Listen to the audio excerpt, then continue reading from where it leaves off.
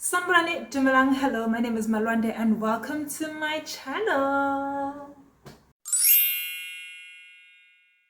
This moisturizing routine that we're about to do is something that you can do once or twice a week depending on how quickly your hair dries out.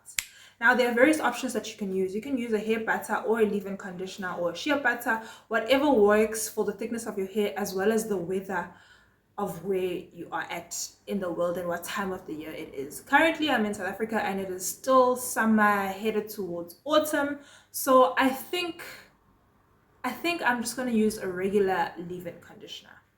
Before using a leave-in conditioner, you want to make sure that your hair is hydrated. I've just had a wash day now, so my hair is still very much damp. Yeah, it still feels damp. However, if you were not doing this after a wash day, you can go in with a hairspray. There is this one that I have, but other brands also have hairsprays, or regular H2O. This just has additional ingredients that will help with your hair care. But yeah, you just want to spritz this all over just to dampen up your hair. Then next, like I said, I'm going to be opting for a leave-in conditioner. I'm using this one.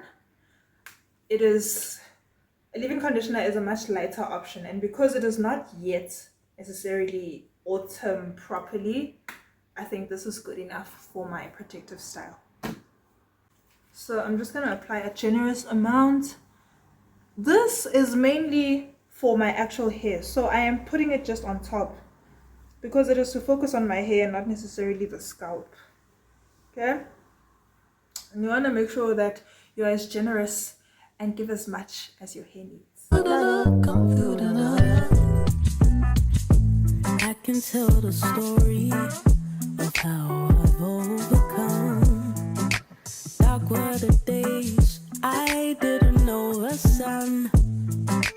Numb to the thought of love, and so I chose to run. But yeah, call me home, and so his will be done. Now, we know our ends to be the oldest part of our hair, right? Meaning that they dry out the quickest. So these ends that you have, that I have, that are exposed, they need a lot of TLC. So what I do is I squeeze in the product into these ends, including the hair that, that one row for minimizing tension that I have here at the back. So you want to make sure that you do that generously and just, yeah, squeeze. Like I said, we're squeezing our way through. There's hope for tomorrow with you. There's joy in sorrow. There is no greater love than this. No greater love. I find peace in knowing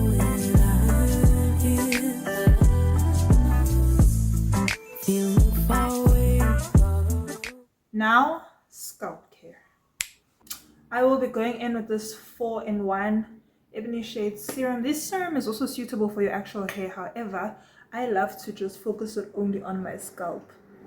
I have experienced good treatment from it for the past couple months. But I'm close to you. You know me by my name, but I chose the world instead of you.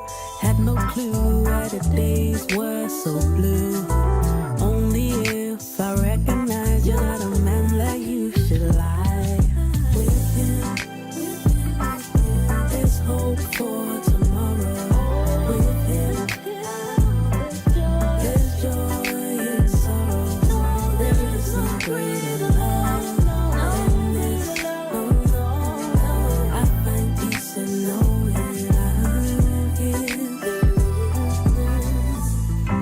walking all alone on this weary road, heavy burdens on my shoulders with no one to... Now this is also an opportunity to go ahead and fix things that seem like they're falling apart. Like for instance, this twist has unraveled itself. This is one twist.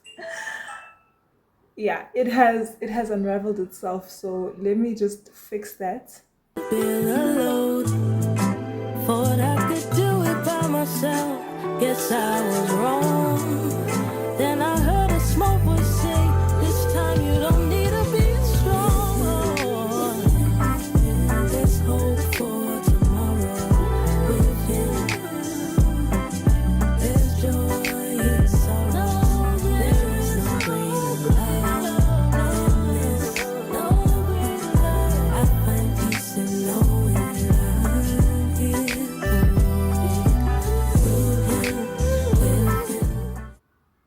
wondering, well, why is it that you actually have to fix or like redo the parts that unravel? It is so that you prevent tangles. If I just leave this hair loose, it's going to tangle up over time. And darling, we're on a journey of length and health, okay, and minimized split ends. So yeah, that's just what is necessary. Now, like here in the back, it's just at the root where it's unraveled but not the end, so I am not too concerned about that. It's fine. Now the last and final step is hairline care. I am going in with this Black Hair Redefined hairline and hair growth serum.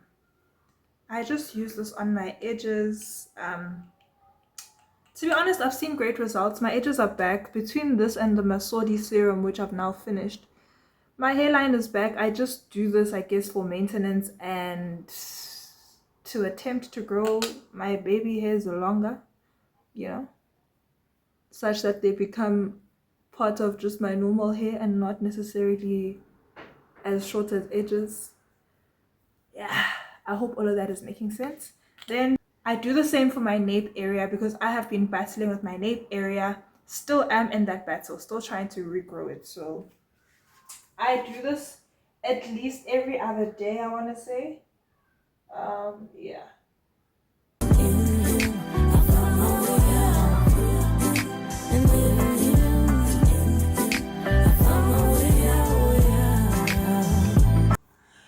One thing that I do love to say is that protective styling is not permission to abandon your hair. It is literally not a vacation from hair care.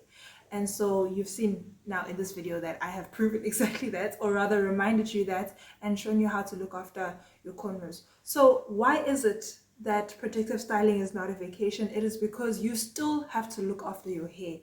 Your hair will still dry out even in a protective styling, even one that does not have additional hair fiber, like mini twists, cornrows, braids with your own hair, whatever it is, African threading, any hairstyle that doesn't have hair fiber, still your hair is prone to dryness. So it is very important that you moisturize it so that you prevent any breakage, you prevent any damage, and you prevent unnecessary tangling when it is time to take down the style. In today's case, I did go ahead and use a shampoo as well as its partnering conditioner from the same brand. I did 2 rounds of shampooing and then I went in with the conditioner. I did not use any heat this time around. I just put the conditioner, left it for 5 minutes, rinsed it off because I don't have that kind of time, okay? I don't have time. And not having time is still not an excuse to not condition your hair. So I just used a regular conditioner, no deep conditioning this time around. One last tip is that beware of using gels to sleek your edges every single day, okay? Try by all means to not do that to your hairline, especially when you have protective styles, because I think that's when we are more prone to wanting sleeked edges and all of that, and you don't like the frizz of your natural hair and all of that stuff. But just be wary, okay? The more that you put gel products on your hair, which you will not be washing out, you put in gel today, you're brushing it back, adding tension. Tomorrow you're adding more gel onto yesterday's gel. The next day you're adding more gel.